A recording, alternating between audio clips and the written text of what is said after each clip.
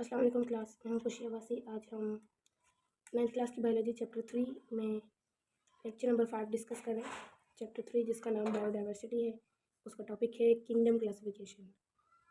आज हम डिस्कस करेंगे किंगडम क्लासिफिकेशन। सबसे पहले जो क्लासिफिकेशन थी किंगडम की वो थे 2 किंगडम क्लासिफिकेशन, जिसको हमने बेस्ट क्लासीफाइड किया था on the basis of cell wall की बेसिस पे हमने इसको क्लासीफाइड किया था। ठीक है, तो ये है हमारे लिविंग थिंग्स, इनको हमने क्लासिफाइड किया है सेल वॉल की बेसिस पे। अब जिन जिन के पास सेल वॉल थी उनको हमने प्लांट किंगडम में रखा है, और जिन जिन के पास सेल वॉल नहीं थी उनको हमने एनिमल किंगडम में रखा है। 2 किंगडम बनाए गए। देखा, ये कुछ ऑर्गेनिजम्स ऐसे हैं जिनके पास सेल वॉल है, और कुछ ऑर्गेनिजम्स ऐसे हैं जिनके पास सेल वॉल नहीं है। प्लांट्स जो होते हैं, प्लांट्स के पास सेल वॉल होती है, और जो एनिमल्स होते हैं उनके पास सेल वॉल नहीं होती है। इनकी बेसिस पर 2 किंगडम बना दिए गए। एक किंगडम है प्लांट किंगडम, और दूसरा किंगडम है एनिमल किंगडम। तो जिन ऑर्गेनिजम्स के पास सेल वॉल होगी वो आएंगे प्लांट किंगडम में, और जिन एनिमल्स के पास या ऑर्गेनिजम्स के पास सेल वॉल नहीं होगी वो आएंगे एनिमल किंगडम में। तो देख लेते हैं। सबसे पहले यहाँ पर क्या है, प्लांट किंगडम। ठीक है, प्लांट किंगडम में हमने सारे के सारे सबसे पहले प्लांट्स रखे हैं। ठीक है, इसमें सब प्लांट्स आते हैं क्योंकि प्लांट्स के पास सेल वॉल मौजूद होती है। अब दूसरे ऑर्गेनिजम्स हमने कौन कौन से रखे हैं इस किंगडम में। दूसरे ऑर्गेनिजम्स हमने रखे हैं, बैक्टीरिया हमने रखा है, एल्गा हमने रखा है, फंजी हमने रखी है, ब्रायोफाइट्स रखे हैं, पेरिडोफाइट्स रखे हैं, जिम्नोस्पर्म रखे हैं, एंजियोस्पर्म रखे हैं। ये सारे क्या हैं, ये वो ऑर्गेनिजम्स हैं जिनके पास सेल वॉल मौजूद है, इसलिए हमने इसे प्लांट्स किंगडम में रख दिया है। अब यहाँ पर एनिमल किंगडम ने हमने सारे एनिमल्स रख लिए जिनके पास जिनके सेल के पास सेल वॉल नहीं होती। इनमें कौन कौन से आते हैं, इनमें आते हैं वर्टिब्रेट्स और इनवर्टिब्रेट्स। ठीक है, इंक्लूडिंग प्रोटोजोआ। ठीक है, जो इनवर्टिब्रेट्स हैं उनमें प्रोटोजोआ भी शामिल हैं। ठीक है, अगर हम बात कर लें प्लांट्स और एनिमल्स की, ठीक है, तो इसमें क्या होता है, जो लोकोमोशन है वो नहीं होती। ठीक है, प्लांट्स में लोकोमोशन एब्सेंट होती है, जबकि एनिमल्स में लोकोमोशन प्रेजेंट होती है। अब ये सेकंड है, रिस्पॉन्स टू एक्सटर्नल स्टिमुलाई।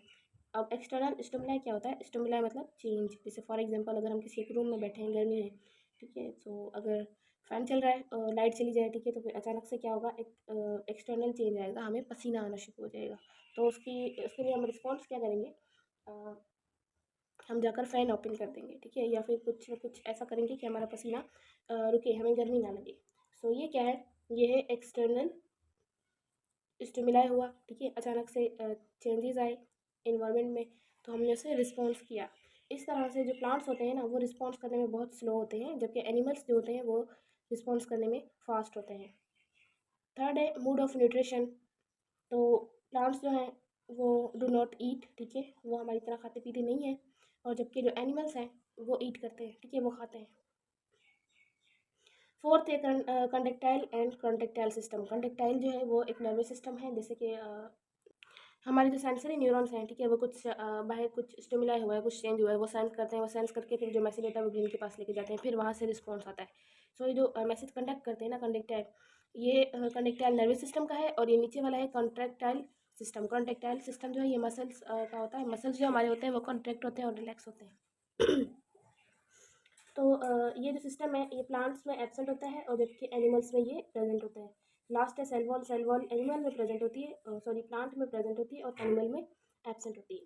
ठीक है, अब प्लांट्स में जो ये बैक्टीरिया, एल्गाई, फंजाई, ब्रायोफाइट्स, ये सब कुछ जो रखे गए हैं, इसकी ये लाजिम नहीं है कि ये एनिमल किंगडम में नहीं रखे गए, या फिर इनके कुछ करेक्टरिस्टिक ऐसे हैं जो कि एनिमल्स से भी मिलते हैं, लेकिन हमने इनको एनिमल किंगडम में क्यों नहीं रखा, वो इसलिए नहीं रखा क्योंकि हमने इनको क्लासिफाइड किया है on the basis of cell wall की बेसिस पे। इनके पास इनके सेल में सेल वॉल है, इसलिए हमने इनको प्लांट किंगडम में रख दिया है, और इनके सेल में सेल वॉल नहीं है, इसलिए हमने इनको एनिमल किंगडम में रख दिया। उसके पास क्या है, उसके बाद आता है 3 किंगडम क्लासिफिकेशन। उसके बाद आता है 3 किंगडम क्लासिफिकेशन। 3 किंगडम क्लासिफिकेशन में क्या हुआ है, अर्नेस्ट हैकेल एक साइंसदान है जो कि 1866 में आए। उन्होंने क्या किया, आते इंट्रोड्यूस कराया एक न्यू किंगडम जिसका नाम है प्रोटिस्टा। ठीक है, उसमें क्या किया इन्होंने, वो ऑर्गेनिजम्स रखे जिनके जो करेक्टरिस्टिक थे ना, जो मतलब वो ऑर्गेनिजम्स जिनके कुछ करेक्टरिस्टिक प्लांट से मिलते हैं और कुछ करेक्टरिस्टिक एनिमल से मिलते हैं, तो उनको उठाकर एक अलग किंगडम दे दिया। या फिर उनके कुछ यूनिक अपने ही करेक्टरिस्टिक थे, जैसे कि लीना है, बैक्टीरिया है, इनको उठाकर एक अपना अलग किंगडम दे दिया इन्होंने। उसके बाद 1937 में क्या हुआ कि यूटगार्ड चर्टन आए थे। उन्होंने क्या किया कि एक कॉन्सेप्ट दिया, मतलब क्लियरफाई किया प्रोकैरियोट का और यूकैरियोट का, ठीक है। यूनिसेलुलर करेक्टरिस्टिक को डिस्क्राइब करते हुए, ऑर्गेनिजम्स के जो यूनिसेलुलर है ना, उनकी करेक्टरिस्टिक को डिस्क्राइब करते हुए उन्होंने कॉन्सेप्ट दिया। वो कौन सा कॉन्सेप्ट था? वो कॉन्सेप्ट था एक प्रोकैरियोट्स और यूकैरियोट्स का। उसके बाद क्या हुआ? उसके बाद हुआ कि इन 1913, ठीक है, उसमें इलेक्ट्रॉन माइक्रोस्कोप जब रिवील्ड हुआ, जब आया, तब क्या हुआ फिर ये दो सिंगल पैटर्न है, ठीक है, जिनको हम ऑर्गेनिजम्स के बारे में बोलते हैं। अब इन्होंने जो किंगडम दिया था वो है किंगडम प्रोटिस्टा, न्यू किंगडम दिया था। सो अब इसमें इन्होंने सिर्फ क्या किया है कि जो प्रोटिस्टा थे ना, उनको इसमें रख दिया, ठीक है। उनको रखा है दो तरीक़ों से, ठीक है, दो पैटर्न से रखा है। माइक्रोस्कोप जब इलेक्ट्रॉन माइक्रोस्कोप जब रिवील हुआ था ना, तो उसके बाद इन्होंने इसको दो पैटर्न में इसको रख लिया था, इस वाले किंगडम को। दो पैटर्न कौन से? एक तो ये है लोअर प्रोटिस्ट, मतलब जिसमें लोअर प्रोटिस्टिस आएंगे, और यहाँ पर है हायर प्रोटिस्टिस, ठीक है। लोअर प्रोटिस्टिस मतलब प्रोकैरियोटिक यूनिसेलुलर। अच्छा, अगर हम बात करें तो प्रोकैरियोट्स और यूकैरियोट्स के बारे में, तो क्या है, प्रोकैरियोट्स वो हैं जिन ऑर्गेनिजम्स के पास अपना प्रॉपर पूरा न्यूक्लियस नहीं होता, उनको हम प्रोकैरियोट्स बोलते हैं। जैसे कि बैक्टीरिया वगैरह है, उसके पास कोई प्रॉपर न्यूक्लियस है नहीं, जब जस्ट उसके सेंटर में उसका डीएनए वगैरह सब कुछ पड़ा होता है। सो ये क्या है? ये प्रोकैरियोट्स हैं, ठीक है। और यूकैरियोट्स वो होते हैं जिनके पास अपना प्रॉपर पूरा न्यूक्लियस उनके सेल में अवेलेबल हो, जैसे कि एनिमल सेल होता है, उसके पास प्रॉपर अपना पूरा न्यूक्लियस और उसका सारा सब कुछ जो भी मटेरियल होता है वो उसके अंदर मौजूद होता है। तो अब यहाँ पर जब डिवाइड किए गए, तो यहाँ पर डिवाइड किए गए लोअर प्रोटिस्टिस और दूसरा है हायर प्रोटिस्टिस, ठीक है। लोअर प्रोटिस्टिस में क्या रखा गया? प्रोकैरियोटिक यूनिसेलुलर, मतलब प्रोकैरियोटिक यूनिसेलुलर ऑर्गेनिज्म रखे गए, मतलब एक सेल पर मुश्तमिल हो और प्रोकैरियोट हो। प्रोकैरियोट मतलब उसका सेल भी जो न्यूक्लियस है वो प्रॉपर ना हो। जैसे कि बैक्टीरिया है, बैक्टीरिया यूनिसेलुलर है, बिल्कुल एक सेल पर मुश्तमिल है, और जो प्रोकैरियोट है उसका कोई भी पूरा न्यूक्लियस नहीं होता। साइनोबैक्टीरिया है, वो भी सेम यूनिसेलुलर भी और प्रोकैरियोटिक भी है।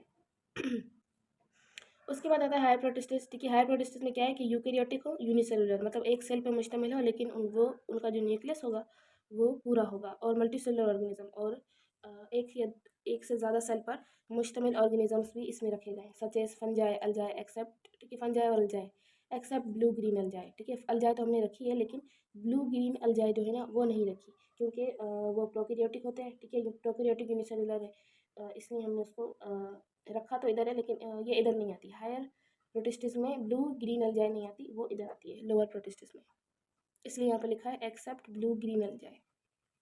उसके बाद आता है फोर किंगडम क्लासिफिकेशन। अब जो कॉपलैंड थे 1959 में वो आए, उन्होंने एक और किंगडम दिया, डिज़ाइन किया, जिसका नाम था किंगडम मोनेरा। किंगडम, इसका नाम दिया किंगडम मोनेरा, ठीक है। इसमें क्या किया इन्होंने? ज़्यादा कुछ नहीं किया, इन्होंने जस्ट हमारा जो प्रोटिस्ट वाला जो था ना किंगडम, उसमें थे पिछले, अभी जो हमने पढ़े 3 किंगडम में, उसमें था एक लोअर प्रोटिस्ट और एक था हायर प्रोटिस्ट। इन्होंने क्या किया कि जो प्रोटिस्ट था हायर को तो उसी किंगडम में रहने दिया, लेकिन जो लोअर प्रोटिस्ट है ना उसको उठाकर इन्होंने एक अलग किंगडम दे दिया, और इन्होंने एक अलग नाम दिया जिसका नाम है किंगडम मोनेरा।